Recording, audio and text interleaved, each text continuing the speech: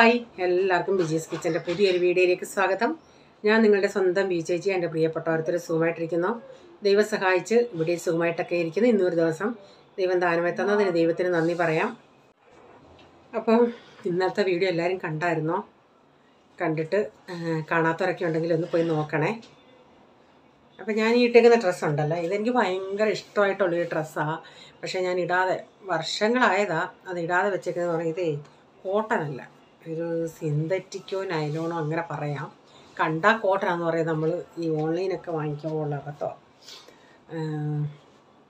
ഇപ്പം പിന്നെ ഇച്ചിരിയേലും എനിക്ക് ഈ ചൂട് സമയത്ത് ഒട്ടും ഇടാക്കത്തില്ല. ഇപ്പോൾ ഇച്ചിരി ക്ലൈമറ്റ് ഇത്തിരി തണുത്തത് കൊണ്ട് ഞാൻ ഇന്ന് രാവിലെ കണ്ടോണ്ടേ അങ്ങ് എടുത്തങ്ങ് ഇട്ടതേ ഉള്ളൂ. എനിക്ക് ഇഷ്ടമായി ഇത്. പക്ഷേ ഈ ഒരു സംഭവം തുണി ശരിയല്ല. അപ്പോൾ എന്തുവാ, ഇന്ന് രാവിലെ തൊട്ട് പ്രീസമ്മോനോട് ഞാൻ മറാഠി പഠിക്കാൻ പറഞ്ഞിട്ട് അവൻ കുറച്ചൊക്കെ പഠിച്ച് അപ്പോൾ ഇപ്പം താഴെ പൊട്ടേന്ന് വെച്ചാൽ ഞാൻ പറഞ്ഞു പോകണ്ടാന്ന്. അപ്പം പിള്ളേരൊന്നും ഇല്ലെന്ന് പറഞ്ഞു. അപ്പം പോൾ അവിടെ എന്ന് പറഞ്ഞ് ഇല്ല എല്ലാ പിള്ളേരും ഉണ്ടെന്ന്. ഞാൻ പറഞ്ഞ് എരുതിയിൽ എണ്ണ ഒഴിയടാ. അപ്പം പ്രീസം അന്നേരം പോള് തലയിൽ ആൽമണ്ട് ഓയിലും എടുത്ത് തേക്കുമായിരുന്നു. അപ്പം പ്രീസം എന്തോ എവിടെ ഒഴിക്കാനാ പറഞ്ഞേ? ഇവരത് കേട്ടിട്ടൊന്നുമില്ല. എവിടെ ഒഴിക്കാനാ പറഞ്ഞത്, എവിടെ ഒഴിക്കേണ്ടിയത്? അപ്പോൾ പോള് ഹിന്ദിയിൽ പറഞ്ഞു കൊടുത്ത് ഇതുപോലൊരു ഇത് പറയത്തില്ലേ അതാണ്. പ്രൈസൻ്റെ പറച്ചില്ലേ എവിടെ ഒഴിക്കണ്ടേ, എവിടെ ഒഴിക്കുന്നത്? അയ്യോ പ്രൈസോ, അതിനി ഇടണ്ടെന്ന് തോന്നുന്നു. അത് വേറെ പുതിയത് വാങ്ങിച്ചില്ലേ, അതിട്. താഴെ പോകത്തില്ല, നീ പറഞ്ഞത് അനുസരിക്കണം. ഞാൻ വിടുന്നതിന് എനിക്ക് കുഴപ്പമില്ല. പക്ഷേ രാവിലെ ഞാൻ രാവിലെ തൊട്ട് ഈ സമയം വരെ 2-3 എഴുതിയിട്ട് ഇടാം. ബാക്കി കൂടെ എഴുതും. 2 പഠിച്ചെഴുതിയാൽ ഞാൻ പിന്നെ ഇരുന്നിട്ടിരുന്ന് മൊബൈൽ കണ്ടുകൊണ്ടിരുന്നു. ഓക്കെ, ഇനി നമുക്ക് വീഡിയോയിലോട്ട് പോകാം.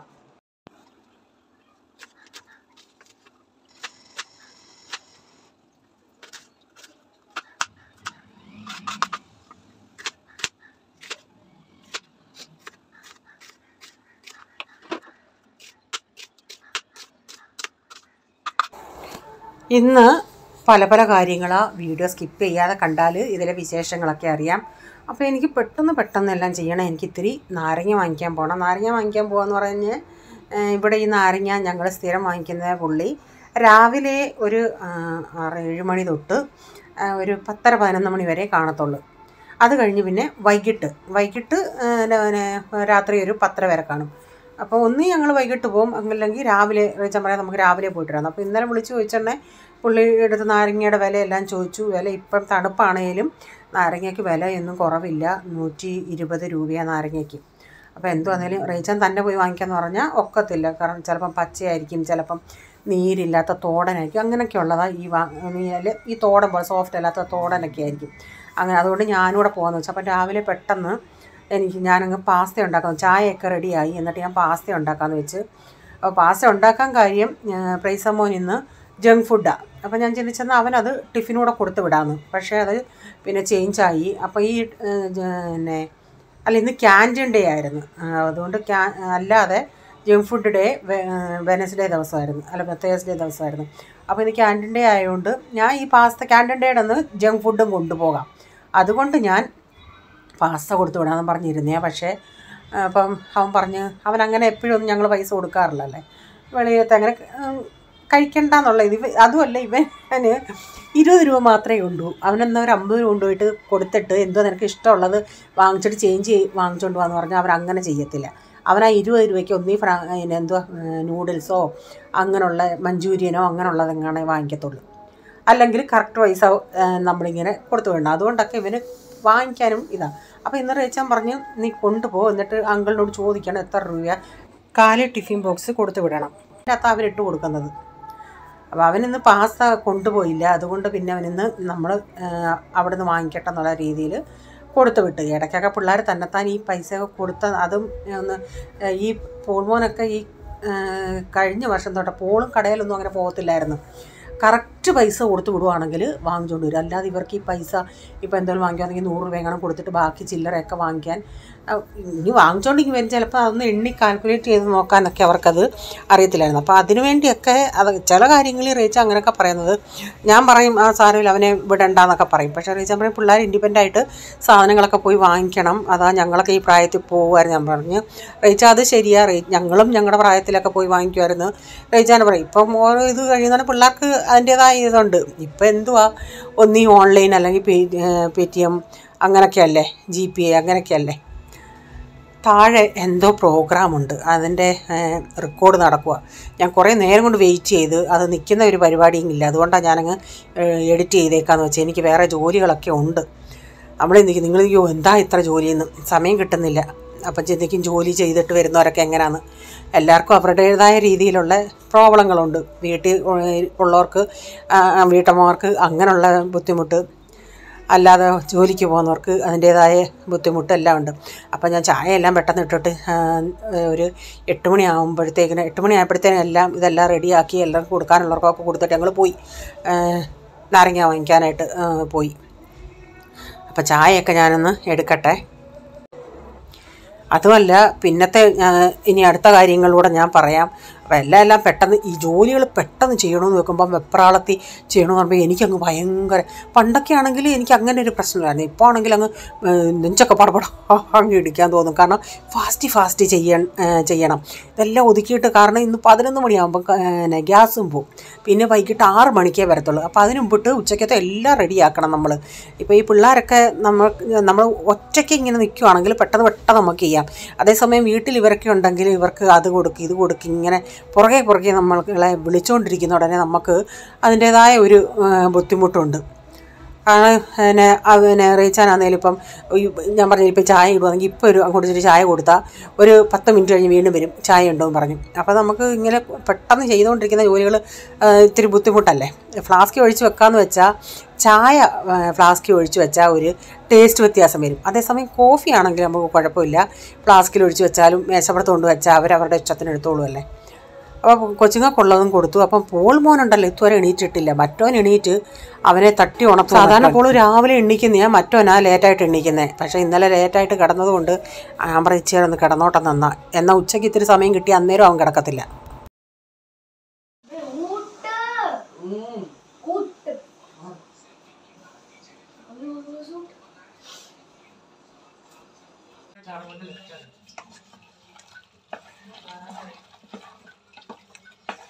ഇന്ന് ടെസ്റ്റ് വല്ലതും ഉണ്ടോ?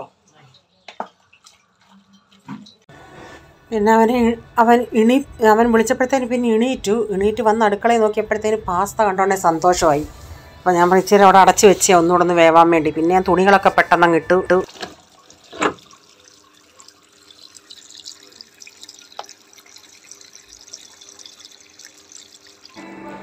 പിന്നെ എല്ലാവർക്കും ബ്രേക്ക്ഫാസ്റ്റൊക്കെ ഞാൻ കൊടുത്തു. പിന്നെ ഞങ്ങൾ നാരങ്ങ വാങ്ങിക്കാനും പോയി. അവിടെ ചെന്നാൽ ഞാൻ പറഞ്ഞില്ലേ പലതരത്തിലുള്ള നാരങ്ങയുണ്ട്. അതാണ്ട് ഇതിനകത്ത് മൊത്തം കൂടുതലും പച്ചയാണ്. പിന്നെ അതിൽ നിന്നുള്ള നല്ല പഴുത്തത് ഞാൻ നോക്കി പറക്കി. ഇപ്പം റീച്ചാൻ വിടുവാണെങ്കിൽ റീച്ചാൻ അവർ ഈ പറക്കി കൊടുക്കുന്നതും കൊണ്ടിങ്ങി വരും. ചില കാര്യങ്ങളിൽ അങ്ങനെയൊക്കെ, ചില കാര്യങ്ങളിൽ നല്ല പെർഫെക്റ്റായിട്ടെല്ലാം ചെയ്തുകൊണ്ട് വരും. അപ്പം കിലോ 120 രൂപ, 130 പറഞ്ഞത്. പിന്നെ നമ്മൾ 5 കിലോ എടുക്കുന്നത് കൊണ്ട് 10 രൂപ കുറച്ച്. അപ്പോൾ അവിടെ വേറൊരു സഞ്ചിയിൽ കുറച്ച് നാരങ്ങ ഇരിക്കുന്നു, നല്ല ഇത്തിരി വലിയ നാരങ്ങ. അപ്പം അത് ചോദിച്ചാൽ അവർ പറഞ്ഞത് ഓർഡർ തന്നതാ ഈ നാരങ്ങ വെള്ളം, ഈ നാരങ്ങ ജ്യൂസ് ഉണ്ടാക്കുന്നവർക്കേ അവർക്ക് വേണ്ടിയുള്ളത്. പിന്നെ അതെല്ലാം വാങ്ങിച്ചുകൊണ്ട് ഞങ്ങൾ വീട്ടിൽ വന്നു. പക്ഷേ ഈ കാണിക്കുന്നത് മുട്ടക്കറിക്കുള്ള ഇത് ഞാൻ ഇന്നലെ രാത്രിയിലേ ചെയ്തു വെച്ച്. കാരണം മുട്ടക്കറി ഉച്ചക്കത്തേക്കിനെ ഇതങ്ങ് ഉണ്ടാക്കി വെച്ചാൽ പിന്നെ എനിക്കറിയാമായിരുന്നു ഞങ്ങൾക്ക് നാരങ്ങ വാങ്ങിക്കാൻ പോകണം. പിന്നെ ഗ്യാസും 11 മണിയാകുമ്പോൾ തീരുമല്ലേ. അതുകൊണ്ട് മുട്ടക്കറി ഇന്നലെ രാത്രിയിലെ ഞാൻ എല്ലാം അങ്ങ് ചെയ്തു വെച്ച്.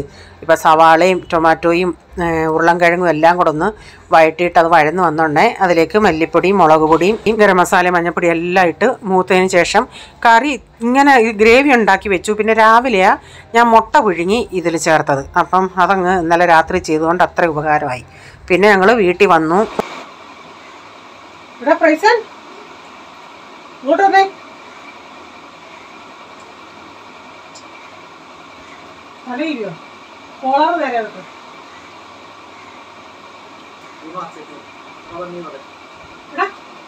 പൈസ ഇതിന്റെ പോക്കറ്റ് ഇവിടെ ഇടും. ഈ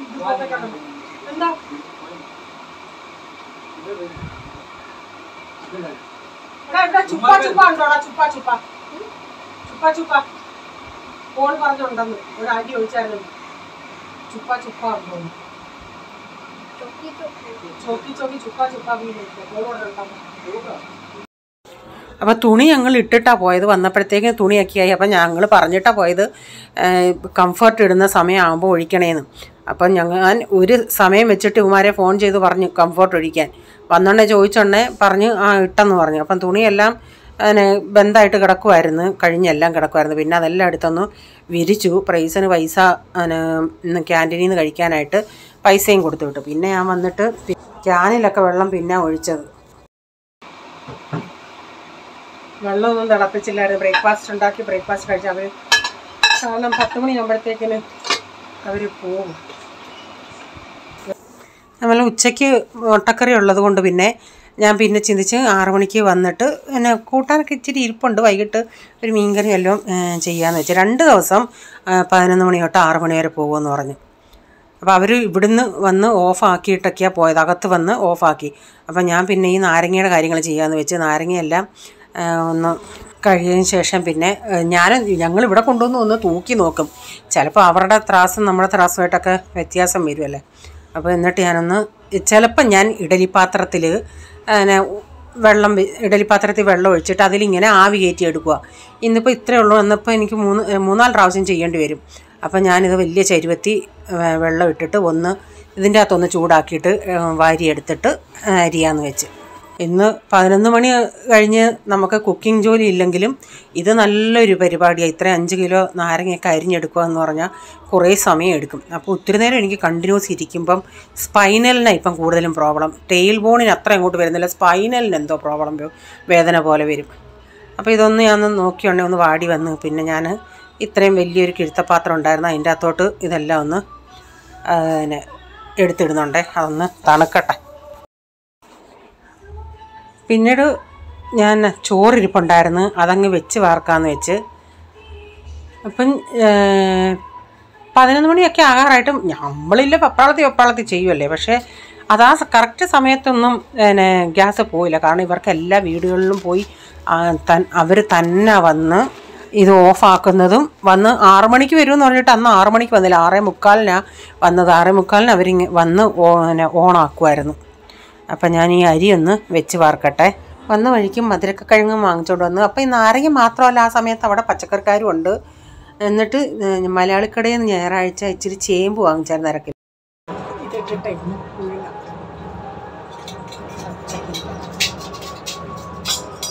ഈ നാരങ്ങയെല്ലാം അരിയാൻ കുറേ സമയം.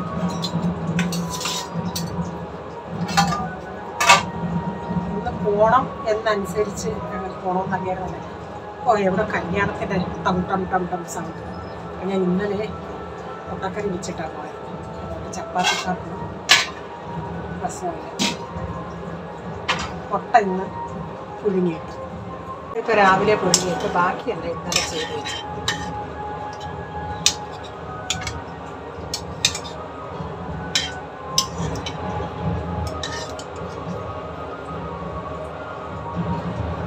ഒരെണ്ണം എന്ത് ചെയ്തിപ്പോൾ ചിന്തിക്കും. ഒരെണ്ണം ഞാൻ ടിഫിനെടുത്ത് വെച്ച്.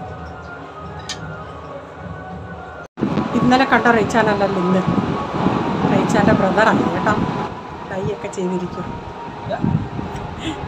ഇന്നലത്തെ റൈച്ചാനല്ലല്ലോ ഇത്. മുടി കറുത്തിരിക്കുക.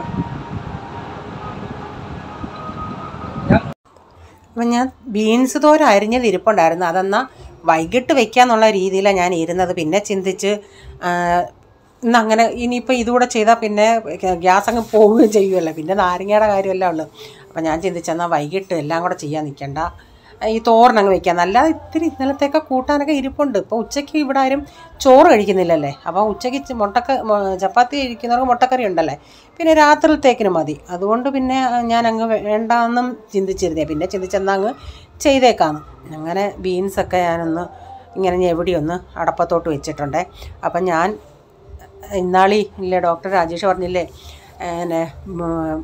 നമ്മുടെ മധുരക്കിഴങ്ങ് എങ്ങനെയാണ് പുഴുങ്ങുന്നത്. ഞാൻ സാധാരണ തൊലി തൊലി കളഞ്ഞിട്ടായിരുന്നു ചെയ്യുന്നത്, തൊലിയോട് ചെയ്യാറില്ലായിരുന്നു. പക്ഷേ ഇന്ന് ഞാൻ ഇങ്ങനെ തൊലിയോട് കൂടിയാണ് ഇട്ടത്. എന്നിട്ട് ചെയ്യുമ്പോൾ നന്നായിട്ട് വേവുന്നതായിരുന്നു. അപ്പം ഞാനിപ്പോൾ ഉച്ചയ്ക്ക് ഇന്ന് ഇതാ കഴിക്കും.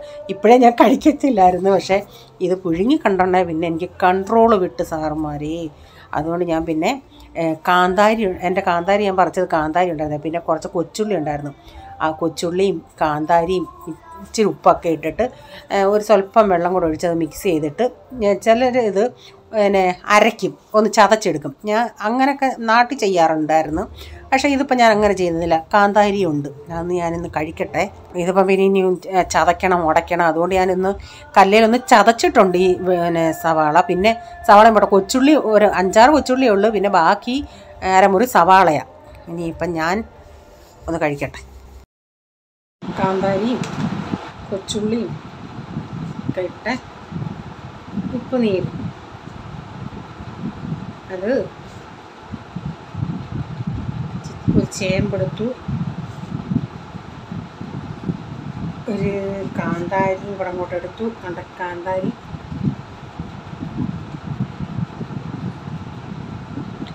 കൊച്ചുള്ളി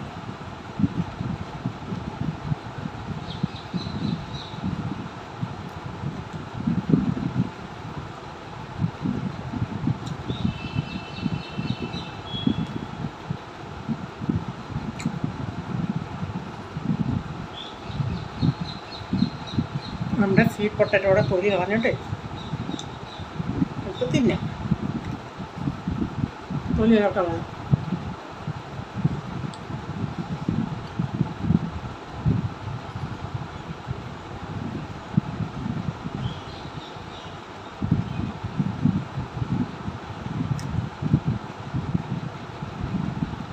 കാന്താരി കടിക്കുന്നില്ല.